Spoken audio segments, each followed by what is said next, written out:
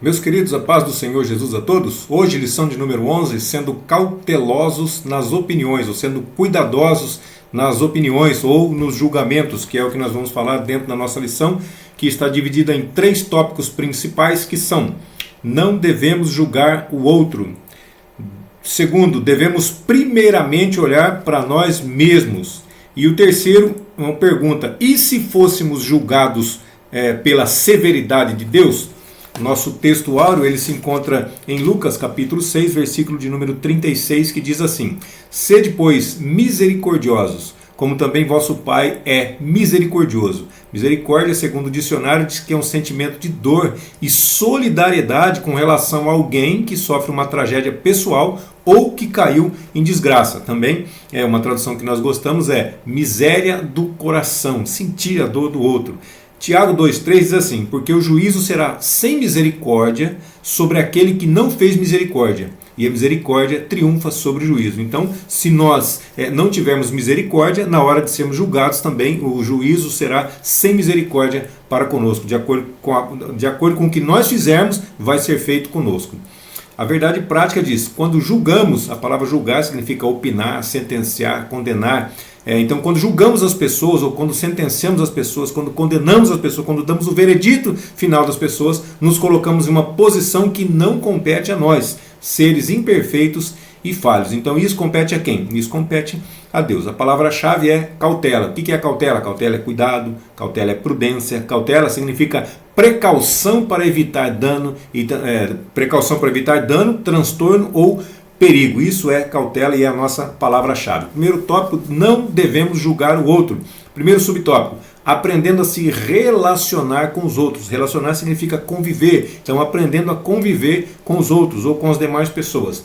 1 Coríntios capítulo 1, versículo 11 e 12 diz assim: porque a respeito de vós, irmãos meus, me foi comunicado pelos da família de Chloe que há contendas entre vós. Então, peraí, o relacionamento aqui já não estava legal, né? Contenda significa discórdia, significa rixa, significa discussão. Então, Paulo está dizendo que estava acontecendo isso. E aí o 12 diz assim: quero dizer com isto que cada um de vós diz: eu sou de Paulo, e eu de Apolo, e eu de Cefas, e eu de Cristo. Então, que tipo de contenda era essa que estava acontecendo? Uma delas era essa daqui, era divisão. Então, um preferia Paulo, outro preferia Apolo, outro preferia Pedro, e outro preferia Cristo. Então, eram grupos que eram formados havia separações, havia divisão. Então, isso não é um bom relacionamento. Quando há divisão, não é um bom relacionamento.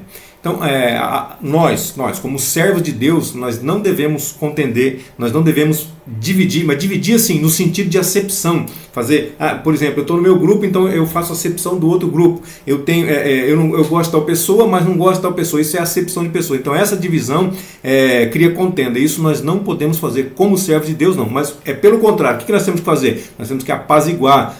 No Sermão da Montanha, que é o que nós estamos estudando, não diz que temos que ser pacificadores, bem-aventurados, mais do que felizes os pacificadores? Pois é, então nós temos que apaziguar e nós temos também que multiplicar.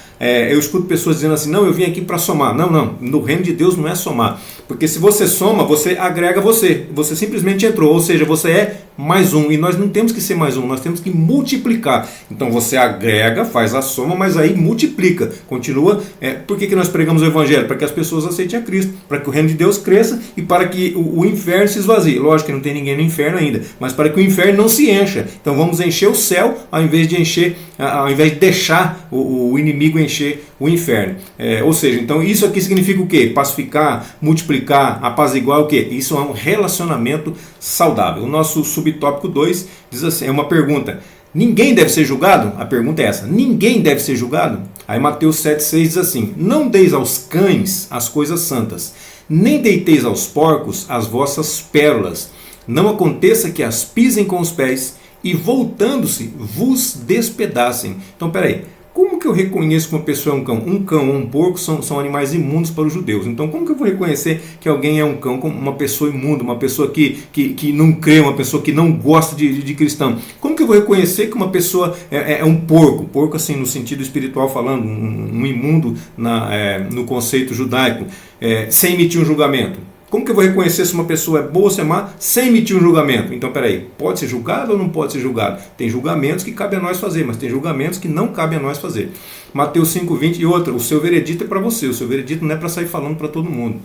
Mateus capítulo 5, versículo 20 diz assim: porque vos digo que, se a vossa justiça não exceder, não for maior a que a dos escribas e dos fariseus, de modo nenhum entrareis no reino dos céus. Então, peraí, como saber se a nossa justiça é maior ou se é menor sem emitir julgamento? Nós temos que julgar. Como que eu vou saber se a minha justiça está sendo maior que a dos fariseus, está sendo maior que a dos escribas ou está sendo menor? Porque eu preciso emitir esse tipo de julgamento para poder saber isso. E também Mateus 6,2 diz assim: quando, pois, deres esmola, não faças tocar trombeta diante de ti, como fazem os hipócritas nas sinagogas e nas ruas. Então, peraí, como que eu vou reconhecer um hipócrita sem emitir um julgamento? Então, eu preciso, esse tipo de julgamento é o que nós podemos fazer, não o outro, de condenar, não o outro, esse sim. Então, o terceiro subtópico diz assim: o julgamento defendido por Jesus. Peraí, então nós aprendemos o que nós não devemos fazer, agora o que Jesus defende, o que ele diz que nós podemos fazer ou não.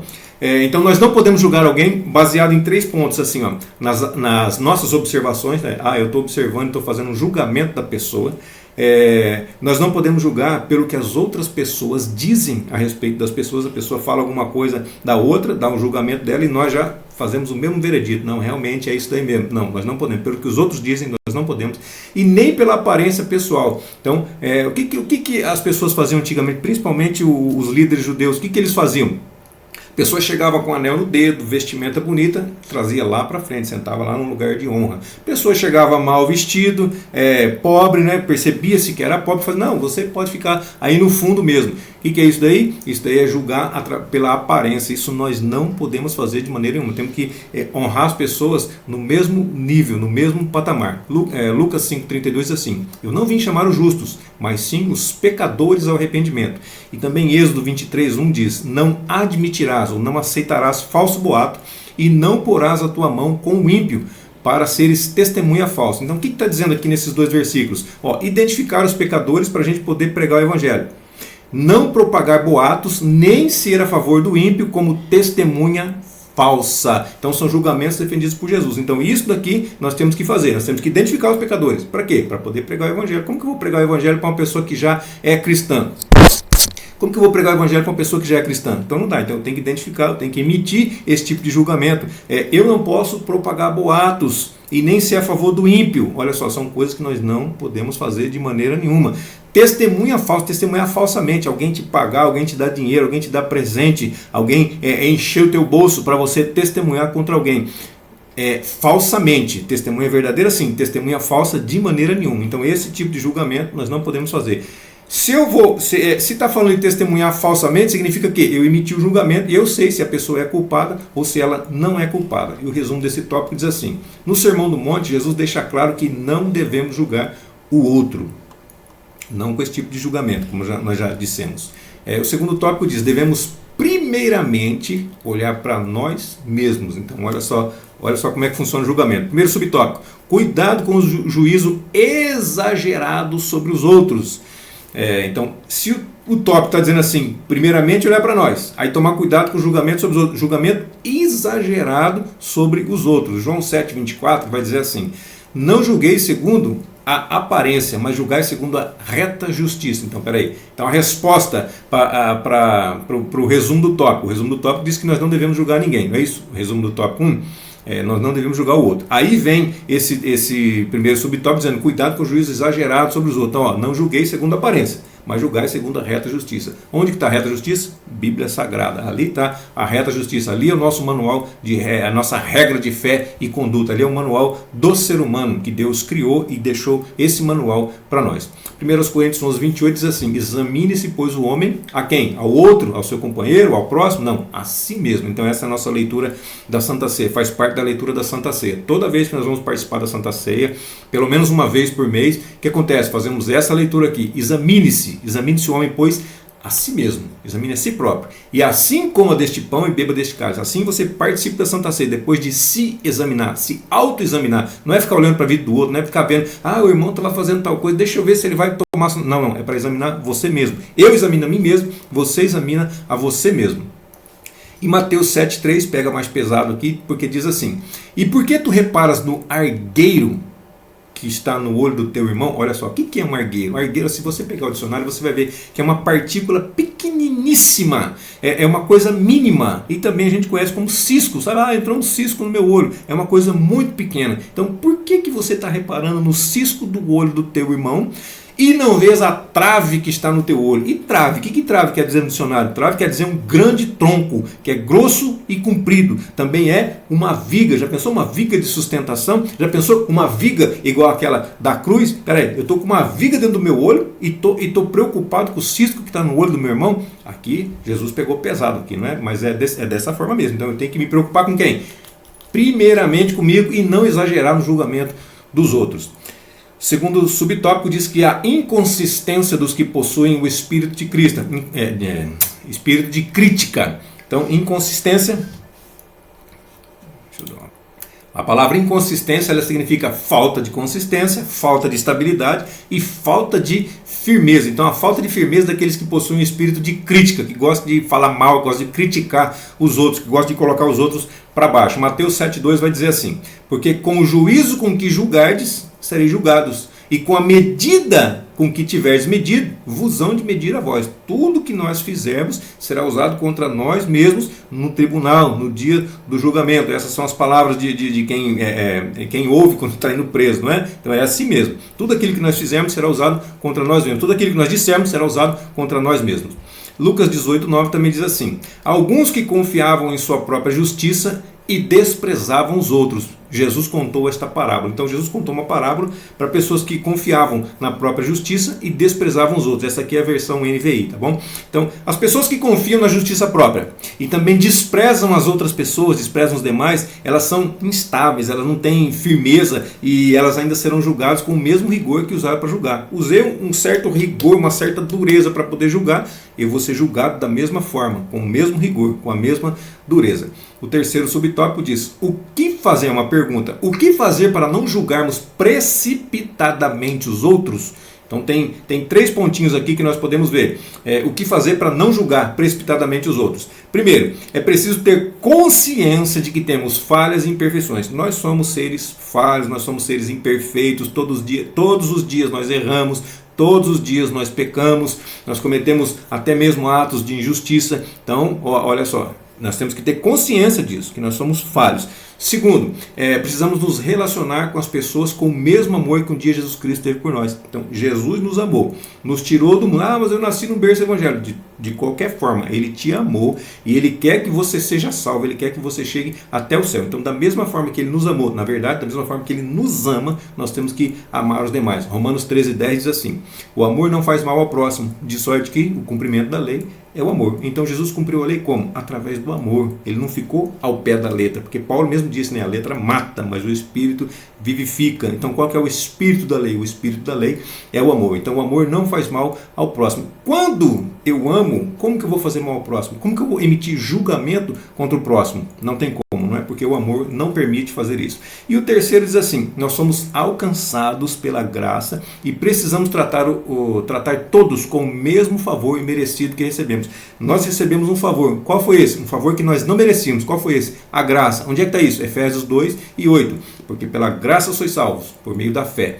E isso não vem de vós, é um dom de Deus. Então, tanto a graça como a fé são dons de Deus. É Ele que nos deu de graça. Nós não merecíamos, nós não merecemos, mas Ele nos dá de graça. O resumo desse tópico diz: antes de emitir qualquer juízo de valor a respeito do próximo, devemos primeiramente olhar para nós mesmos. Exatamente. Terceiro tópico: e se fôssemos julgados pela severidade de Deus? Olha só, daqui a pouquinho nós vamos falar o que é severo aqui, né? Então, Deus é severo? Primeiro subtópico faz uma pergunta. Deus é severo? Olha o que diz Romanos 11:22. Portanto, considere a bondade e a severidade. Bondade e severidade de Deus. Severidade para com aqueles que caíram, mas bondade para com você, que desde que permaneça na bondade dele. De outra forma, você também será cortado. Então Deus está falando aqui dos israelitas que foram cortados, que foram podados, e nós que fomos enxertados. Então Deus agiu com severidade para com os israelitas, que pecaram, que não se firmaram, que não aceitaram a Cristo, que não receberam Jesus como seu Salvador. Deus foi lá e cortou. Eles faziam parte da oliveira verdadeira, eles faziam parte e foram cortados. E nós fomos como zambujeiro, como espinheiro, fomos enxertados contra a natureza. Então olha só, então, aí ele usou de bondade, usou de severidade com eles, usou de bondade para conosco. Agora, o que ele diz aqui? Desde que permaneça na bondade. Então nós temos que permanecer nessa bondade. Por quê? A partir do momento que nós não quisermos mais a Cristo, o que vai acontecer? Nós também vamos ser cortados, nós também vamos ser podados. Nós vamos experimentar a severidade de Deus. Então a severidade foi dos ramos naturais, que são os israelitas, que foram cortados, e a bondade fala de nós, a igreja. A igreja não é a Assembleia de Deus, não é Deus é amor, não, é a igreja de Cristo. São todos aqueles que foram salvos por Ele, todos aqueles que creem no nome dele, todos aqueles que serão arrebatados por ele no dia que ele vier buscar a sua igreja. Ok? E o segundo subtópico diz assim: como Deus nos julga? 2 Timóteo 4,8 vai dizer assim: desde agora a coroa da justiça me está guardada, a qual o Senhor, justo juiz, me dará naquele dia. E não somente a mim, mas também a todos os que amarem a sua vinda. Então a pergunta é: como Deus nos julga? Aqui Paulo está dizendo assim: com justiça. Porque Deus é um justo juiz, então ele vai julgar com justiça. Não vai ter suborno, não vai ter presente, não vai ter nada que vá desabonar a nossa conduta, desde que a nossa conduta seja verdadeira, seja sincera, seja uma conduta de amor. Então, o que significa justiça? Segundo o dicionário, é conformidade com o que é direito, com o que é certo e com o que é justo. Então é dessa forma que Deus vai nos julgar. E o terceiro subtópico diz assim: o exemplo da justiça de Deus na vida de Davi. Então Atos 13:22 diz assim: depois de rejeitar Saul, estou aqui na versão NVI para facilitar mais o entendimento, tá? Então depois de rejeitar Saul, levantou-lhes Davi como rei, sobre quem testemunhou: encontrei Davi, filho de Jessé, homem segundo o meu coração, ele fará tudo o que for da minha vontade. Então peraí, Davi foi um homem segundo o coração de Deus, mas ele também pecou, e a Bíblia faz questão de não esconder nenhum tipo de pecado, ela faz questão de mostrar. Por quê? Porque nós somos falhos. Davi também foi falho, um homem segundo o coração de Deus, mas também um homem falho, um ser humano assim como nós, da mesma forma que nós. A Bíblia diz que Elias era um homem sujeito às mesmas paixões que nós, e orando fez com que chovesse fogo do céu. Orando fez com que não chovesse por 3 anos e meio, não é isso? Sujeito às mesmas paixões, ou seja, ele era ser humano igual nós, os mesmos problemas, as mesmas dificuldades que nós passamos, tanto que ele foi para a caverna se esconder num período de depressão que estava passando. Depois de enfrentar 400 profetas, aí vem uma mulher e coloca o cara para correr, aí o cara entra em depressão. Não, só fiquei eu. Aquele tipo de... aquele momento de fuga, aquele momento que todos nós precisamos, todos nós passamos um dia. Se não passou ainda, se prepare, porque vai ter que passar. É profecia? Não é uma profecia, mas é um período que todos nós temos período de tristeza, de dificuldade, assim, que chega a um extremo, que nós até pensamos em parar, até pensamos em desistir, mas continua firme, fica firme que o Senhor tem vitória para você, assim como deu vitória para Elias, assim como deu vitória para Davi. Davi experimentou a bondade de Deus, mas Davi também experimentou a severidade de Deus, porque Deus, ele recebeu o castigo de Deus, ele não recebeu a morte, porque Deus transpassou esse pecado dele, porque ele reconheceu, quando Natan chegou para ele contando a história, que ele falou: esse homem é digno de morte. Ele falou: realmente, Davi, esse homem é você. Aí ele já cai por terra, já cai com o rosto em terra, já implorando misericórdia do Senhor, reconhecendo: pequei. Aí Natan já responde, dá a resposta de Deus para Davi: mas o seu pecado, mas o Senhor também transpassou o seu pecado, porém, contudo, todavia, você vai sofrer as consequências pelo resto da sua vida, pelo pecado que você cometeu. 1 de João 4,8 diz assim: aquele que não ama não conhece a Deus, porque Deus é amor. Mas espera aí, Hebreus 12:29 vai dizer assim: porque o nosso Deus é um fogo consumidor. Então espera aí, Deus é amor, mas Deus é um fogo consumidor. O que quer dizer o fogo? O fogo quer dizer justiça, o fogo quer dizer juízo. Então Deus é amor, mas Deus também é justiça, ele é as duas coisas. Resumo desse tópico diz assim: Deus julga os seus filhos com bondade e graça. O que seria de nós se o Todo-Poderoso nos julgasse segundo a sua severidade? Então, ainda bem, graças a Deus que Ele nos julga com bondade, com graça, com misericórdia. Porque se Ele usasse a sua severidade para nos julgar, meus irmãos, eu digo assim, nenhum de nós teria condições de ser salvo, porque aos homens isso é impossível, mas a Deus nada é impossível. Então nós só somos salvos pela graça dele, pela misericórdia dele, que é algo que nós não merecemos, é algo que nós não somos dignos. E vou ler a conclusão aqui para nós encerrarmos a nossa aula de hoje. Devemos seguir a recomendação do mestre para não julgar precipitadamente o próximo.